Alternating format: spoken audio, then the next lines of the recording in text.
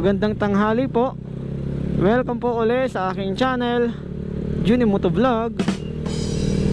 So ngayon guys, is simple lang naman yung pag-uusapan natin.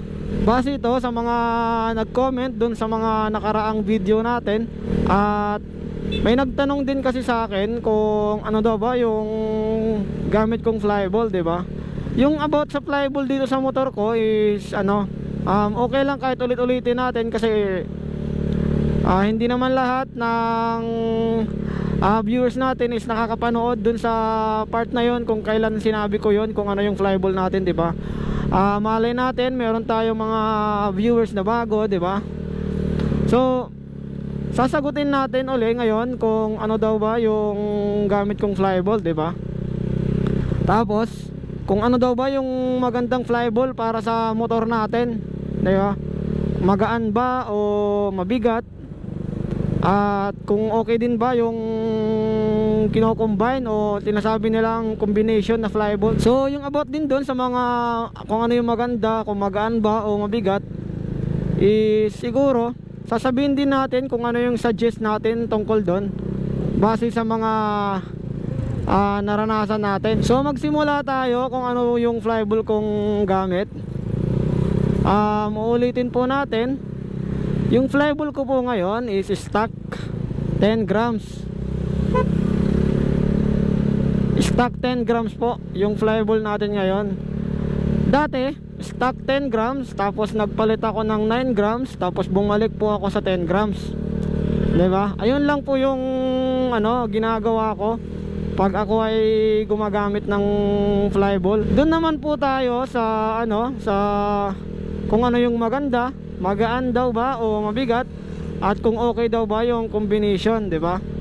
Yung sasabihin po natin ngayon is nakabase lang po yan sa karanasan ko o kung ano yung na-experience ko. Ito po ay sarili ko lang pong opinion. So ano daw ba yung magandang flyball? Mabigat daw po ba o magaan? Sa parting ganong usapan po kasi hindi po kasi natin yan masasabi kung ano po yung nababagay po sa inyo, kung mabigat daw ba o magaan, at kung okay din po ba yung combination sa flyball. Pagdating po kasi sa pagpapalit ng flyball, magaan o mabigat, marami po kasing factor yan. Yung mga factor nun is isa-isahin po natin. Isa na dun guys kung nakadepende sa sitwasyon ng lugar nyo. Halimbawa, yung lugar nyo is puro paahon, halin tulad natin sa lugar ng Baguio, diba? Dito sa Tacloban, isunti lang naman yung paahon. So isa yon sa mga factor pag ikaw ay nagpapalit ng flyball. Nakadepende sa lugar nyo. Kung yung lugar nyo ay puro paahon, tapos yung lugar nyo is puro espalto kagaya neto, o yung lugar nyo is puro malubak, diba? Sa panahon ngayon, unti na lang naman siguro yung mga kalsadang malubak. So okay na siguro kahit hindi na natin yun isama. Pero isa yun sa mga factor bago tayo magpalit ng flyball. Tapos isa na din doon yung factor pag yung rider, kung mabigat o magaan. Isa yun sa mga factor. Tapos isa din sa mga factor yung pag ikaw ay laging may angkas. Halimbawa natin yung alam nyo yung yung mga Bombay, diba? Laging may angkas yun, tapos lagi nilang binabiyahe. So isa-isahin po natin guys. Unahin po natin, halimbawa po kayo po ay laging may angkas, tapos lagi nyo pong binabiyahe. Yung suggest ko po doon, it's either mag-stock kayo o higitan nyo po yung timbang kung ano po yung stock ng motor nyo. Halimbawa po nag 10 grams kayo, pwede po kayong mag 11 grams, pwede din po kayong mag 12 grams, diba? Ayun po yung suggest ko. Kasi since mabigat nga po kayo, tapos may angkas pa po kayo, so kailangan nyo ng may hatak, diba? Ayun lang po yun. Kung sa mga sa lugar naman po na malubak, ganon din po. Kasi since po is malubak, so kailangan din po ng hatak yung motor natin. Kung sa naman guys, sa espalto naman, sa puro espalto, yung masasuggest ko po doon, kahit naman hindi espalto, basta hindi malubak, tapos okay yung kalsada, yung suggest ko po doon, it's either stock, pero kung gusto nyo magbago, kailangan nyo pong magmagaan na flyball. Ayun po yung masasuggest ko po sa inyo. Doon naman po tayo sa sa paahon na kalsada, yung panay paahon, yung puro uphill. Yung suggest ko naman po doon, base sa karanasan ko sa motor ko, mas better po yung stock din po, o kailangan nyo magmagaan na flyball. Since magaan nga po yung timbang ng motor nyo, so smooth po yung takbo nya, 'di ba? Sa paahon. Ayun po yung maganda. Pag paahon po yung lugar nyo na kalsada, mas better po nakamagaan kayo na flyball. Shit, sana makaabot. Wait lang ha.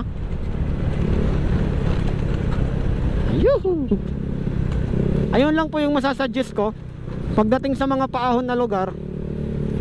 Okay na okay po yung magaan po na flyball. Halimbawa po mag 9 grams kayo. Kasi ako po is nasubukan ko na kasi yun.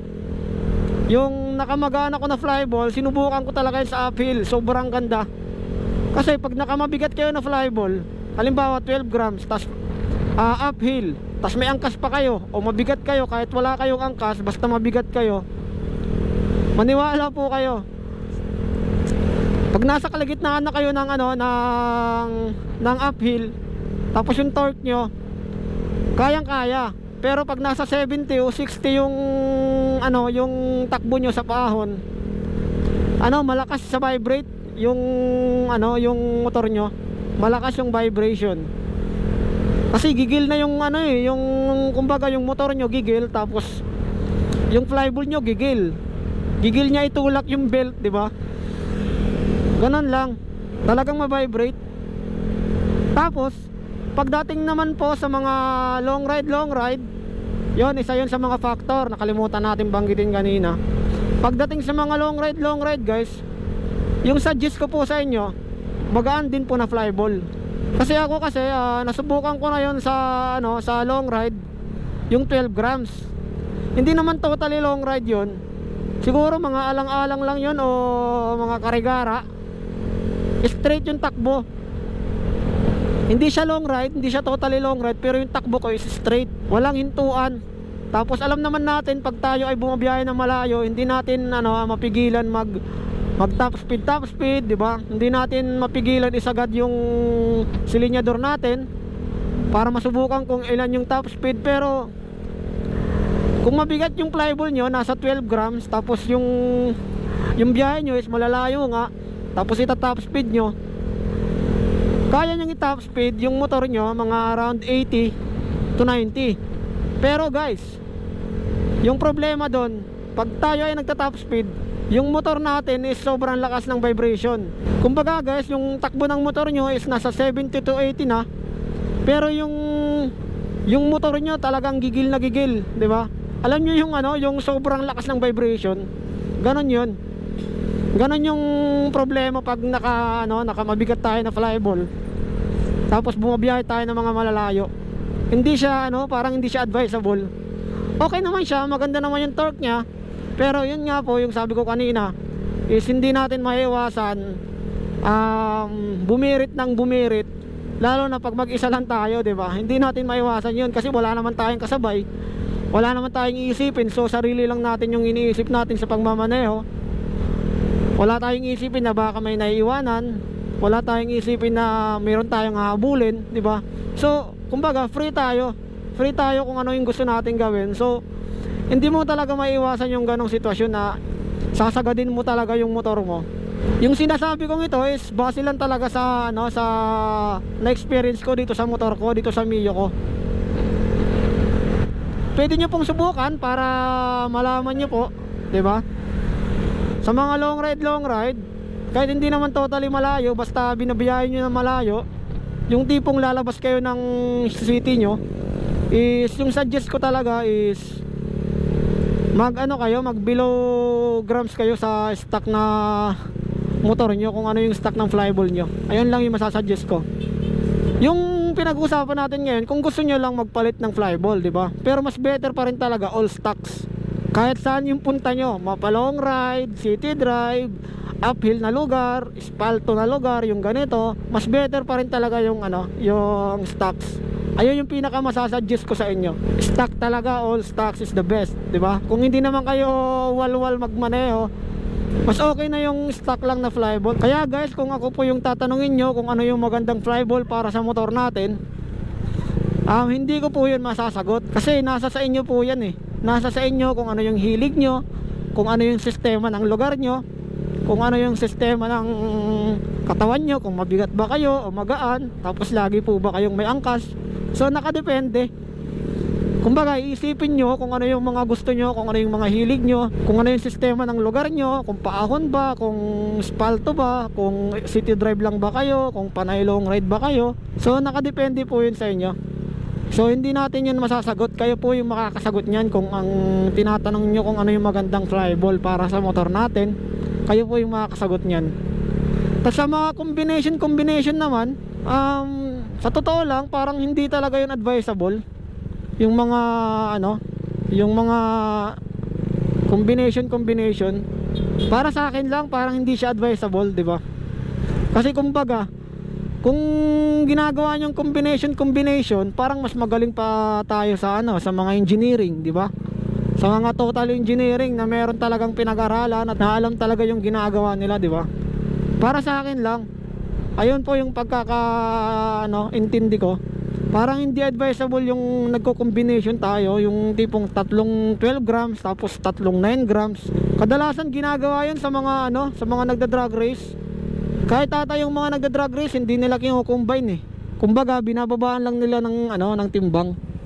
Pero kagaya ng sabi ko is kayo pa rin po yung nakakaalam yan kung ano yung mga hilig nyo, kung ano yung mga gusto nyo. Pero para sa akin, mas the best talaga yung stocks. Lalong lalo na kasi chill ride lang tayo. Hindi naman tayo panay walwal, hindi naman tayo panay alis. Kahit nga pag ako'y nagbablog minsan lang ako nakakapag-upload kasi nga kumbaga hindi tayo full-time vlogger, 'di ba? Hindi tayo full-time vlogger, nagtatrabaho pa rin tayo habang nagba-vlog. Pag may oras, nagba-vlog tayo. Kung dala-dala ko yung camera ko tapos may inuutos si sir, sinasaglit ko kung ano yung gusto kong i-topic para meron lang akong may update sa inyo, 'di ba? Hanggang dun lang muna siguro yung video natin ngayon. At sana nakatulong yun sa inyo kung ano yung mga sinabi natin. Inuulit ko yung mga sinabi natin kanina is yun ay base lang sa experience ko dito sa motor natin. Kasi na-try ko na din mag 12 grams. At na-try ko na din mag 9 grams at mag 8 grams. Kumbaga na-try na natin magmabigat at na-try na natin magmagaan, 'di ba? Pero hanggang ngayon is still stuck pa rin ako yung flyball natin. So yun. Sana naging malinaw yun sa inyo kung alin yung mas maganda, 'di ba? Nakadepende naman yun. Siguro pwede naman kayong mamili doon, magaan, mabigat, pero nakadepende yun kung ano yung sistema nyo at kung ano yung sistema ng lugar nyo, 'di ba? So, pwede naman kayo mag-stock, pwede kayo magmagaan, pwede kayo magmabigat. Nasa sa inyo 'yon, 'di ba? Kayo yung magdidesisyon nun, 'di ba? Pero kung ako yung masusunod para sa inyo is mas better pa rin talaga mag-stock. Kung hindi kayo waswas o walwal lagi, at especially kung pinagtatrabaho nyo lang naman yung motor nyo, 'di ba? So, yun yung masasuggest ko sa inyo. Pero sa bandang huli, kayo pa rin yung magdidesisyon nun. So yun, sana naging malinaw sa inyo, sa atin lahat, sana naging malinaw yun, 'di ba? Sa usapang kung alin yung maganda. Sa combination, hindi ko yun may sasuggest sa inyo. Kasi hindi pa naman ako nag-try. At siya nga pala, nakalimutan ko lang, kung nagmamagaan kayo na flyball, medyo magiging magastos siya sa gasolina. Konting-konti lang naman yung pinagkaiba nila. Pero yun nga is medyo magiging malakas siya ng konti kumpara sa stock. Siya nga pala guys, bago natin tapusin yung video natin ngayon, gusto ko muna mag-shoutout sa mga nagpapa-shoutout na mga viewers natin. Unahin natin guys si Boss Jan Koskos. Sabi niya dito, pa-shoutout idol. Fruit stand ako sa Camilla. Ito pala yung yung pinagbilang ko ng santol doon sa Camilla sa may Maharlika. So yun boss, shoutout po sa iyo. Pasensya na, ngayon lang ako nakapag-shoutout. Naalala ko, matagal na yon. Di ko lang sure kung anong buwan yun, pero isang buwan na ata yung nakalipas. Ngayon lang kita na shoutout, pasensya po. So dito naman tayo sumunod kay Trending TV. Sabi niya dito, balak ko talaga yan na salty. All stock po ba yan sir? shout out na rin sa Next Vlog RS. So yun, Boss Trending TV, shout out sa iyo. Yes po, all stock po yung motor natin. Wala pong binago diyan kung ano yung mga binago diyan sa parte sa loob ng makina natin. Wala po. Yung kung ano lang yung nakikita natin, yung RB8, yung handle grip, tapos yung side mirror, tapos naka mini driving light lang. Yun lang po yung mga binago dito sa motor natin. Tapos dito naman tayo kay Motolix Vlog. Sabi niya dito, nice idol, pa shout out. Same na tayo ng helmet mo at motor. Ride safe. Ayun, shout out sa'yo, Motolix Vlog. So ito pa kay Edelson C. O Sai ba to? Yung pagkabasa. Sabi niya dito, pa shout out Pops. First viewer po, ride safe. Yun, shout out sa'yo, Sir Edelson. Maraming salamat po. Tapos dito naman tayo kay Rico Ruiz. Sabi niya dito, shout out Sir AJ Thanks. Anong AJ Thanks? So yun Sir Rico, shout out po sa'yo. Maraming salamat po sa pagsubaybay. At dito naman tayo kay paring Jojo Minyano. Sabi niya dito, shout out tol. Yun, shout out sa'yo pre. Maraming salamat. Maraming salamat sa pagsubaybay. So yun guys, dito ko natatapusin yung video natin ngayon. Maraming salamat po sa inyong panonood. At ride safe po sa ating lahat. Peace!